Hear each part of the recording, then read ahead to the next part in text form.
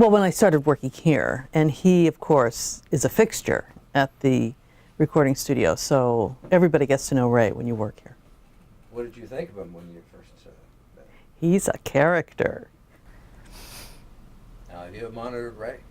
Oh yeah, many times. Yeah. How'd that go? Always interesting.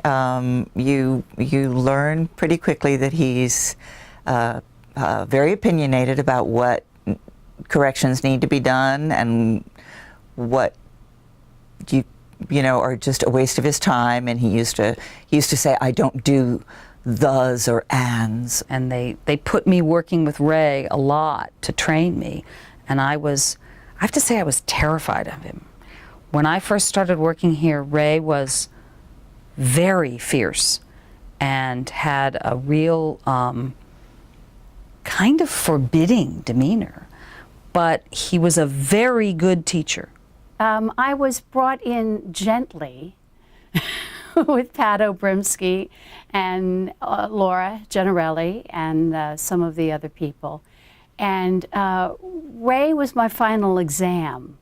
When I'd first gotten to know Ray, he told this story of how he was in New York during the Stonewall riots, and he was actually at the Stonewall Inn when the police raided. And he was telling this great story of how funny it was, because even though it was so desperate and people were in danger, and you know, the police came rushing in and they had gloves on because they were afraid of the gay people. And Ray said that the drag queen started chanting, "Your gloves don't match your shoes. Your gloves don't match your shoes." And they were just chasing the cops out of the Stonewall Inn, yelling, "Your gloves don't match your shoes." I found him, you know, very nice, very, well, you know Ray, he could scare you. He was nice but scary. He really knows his business, and I wish he were here more often and could actually train people, the new people coming on, because he's got a wealth of information. So I have everybody read those articles that he's written.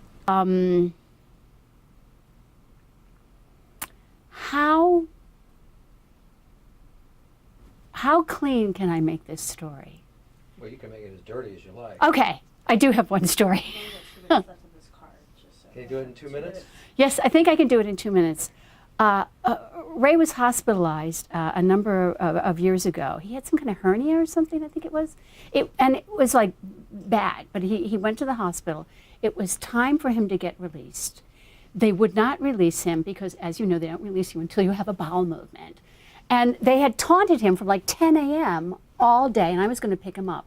He finally went into the hall, started taking off his hospital gown, and he was naked, and insisted that he be sent home. Everything was signed, everything done. Okay, I drive him. We have to go to Kaiser Permanente to get his prescription. We're waiting outside for the prescription to be filled. People are passing by.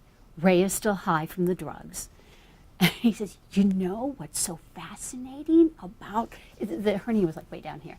"You know what's so fascinating about all this with the catheter and everything?" Total out loud, "My balls are huge." I love him dearly. And, you know, I don't think this place would be the same without him. So that's the most important How thing. about some dirt? What do you mean dirt? I mean salaciousness. No. Has he talked to you about this before? Has he clammed you up? He's not claimed me up. He has talked to me about his goddesses. I tried to add some to his catalog. He won't accept anybody else. So we have arguments about that. I am a Jewish mother to him. I try to get him to eat more healthy foods. I nag him about smoking. If he stops, I nag. So that makes us, you know, very close. And after about the third day, he just gave me one of those Ray Hagen looks, and he went, You're the monitor. You tell me.